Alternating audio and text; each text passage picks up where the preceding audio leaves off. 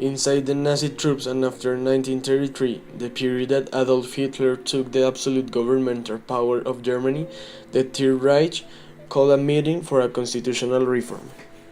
They changed the old way that the younger Germans were raised. In fact, in one of the documents treated on the gathering said that the new generation should become Germany's sons, instead of being sons of their own parents, that would be a direct violation to the human rights. Inside Hitler youth camps, the physical training was very intense. They were preparing to be the best German soldiers during World War II. On the other hand, the fact that the teenagers started to become real Nazis after 1933, the rise of Adolf Hitler, was very alarming. It is well known that before Hitler got absolute power of Germany in 1933, the Nazi young troops in Germany was a harmless Boy Scout group. After the World War II, the multiple xenophobic ideologies that the Nazi had were indirectly passed through these children.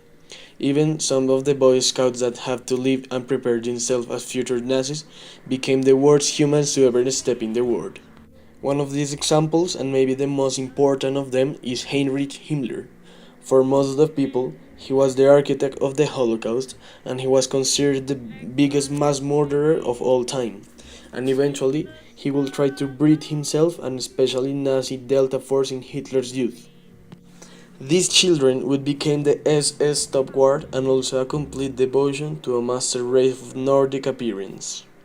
He completed this task by creating an advertisement in which he adored Hitler, the Nazi concept, the Aryan race, and absolute hate to those that were not from Germany. For example, the Jews, the main enemy, the Afro American, and the homosexuals that were the enemy of the citizens. In the time, those announcements seemed harmless for the society and the world, but thanks that Himmler was a commercial genius, the young people that followed the Nazi causes rise from 60% to 88% in only 6 months of the appearing of this simple propaganda. Which leaves us to the question what they were really doing in the Hitler youth camps with the kids. They originated from the Land Jar, the rural training camp for boys aged between 15 and 18 years old who had joined the Hitler Youth. During the war, members were drafted in the German fire service before becoming part of the military reserve and there acted as the last line of the defense of Berlin. The well known of Soldiers of Tomorrow in uniform, complete with a swastika armband and long shorts. They are depicted marching in a regimental order with a drill sergeant type figure walking alongside them.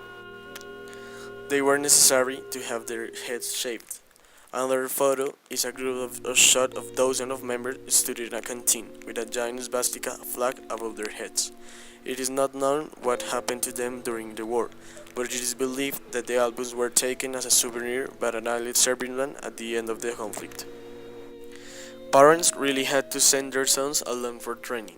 These Nazis represented as German version of a Boy Scout. They were a strong military element to it and involved firearms. They were called Soldiers of Tomorrow, and those who had reputation for being awesome fighters joined the Waffen SS. In the early 1920s, the Nazis had a plan to create a nation of supermen by training children into their racist ideology from the age of 10. Later in the war, with Germany suffering increasingly devastating losses, teenagers began fighting in the front line as part of their own SS division. This action can be translated in a desperate move in the imminent victory of the Allies and the destruction of the Nazi Empire. Perhaps the best known member of the Hitler Youth is Joseph Ratzinger, that became Pope in the 21st century, who was forced to join the movement but refused to attend meetings due to his family anti-Nazi views. Now, I would like to talk about brainwashing. In the traditional German home, the father was the one in control. The rest of the family was expected to always obey the father, to obey the father without question.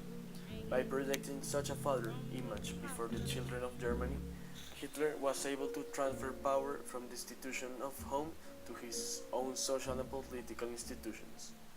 Hitler also persuaded his children into thinking that since Hitler was their father, this also meant that he also cared about them and about their future.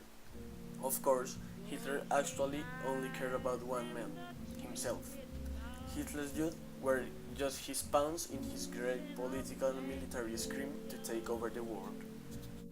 Generally, the more ignorant children are, the less apt they are to question the validity of their leaders' claims of authority. Therefore, Hitler made sure that these children did not learn any information that was not needed by them. These children were also instructed never to think for themselves. No, such thinking for oneself was considered to be very dangerous thinking and therefore suspect. Such children were also not to read any books or listen to any radio programs that might confuse them, anything other than Hitler's propaganda programs. Hitler built up an effective propaganda program in order to make sure that Hitler's ideas were advanced. Through the effective use of organized propaganda and lying efforts, a false view of Hitler's and his war efforts were always supported out of his kids. What was really happening, such as Hitler's constant lies, deceptions, and persecution of Jewish families of anyone else who might have dared to disagree with Hitler about anything, was always kept carefully hidden from view. The false image of smiling and happy Germans obediently following and cheering their leader helped to fool many innocent visitors to Hitler's rallies.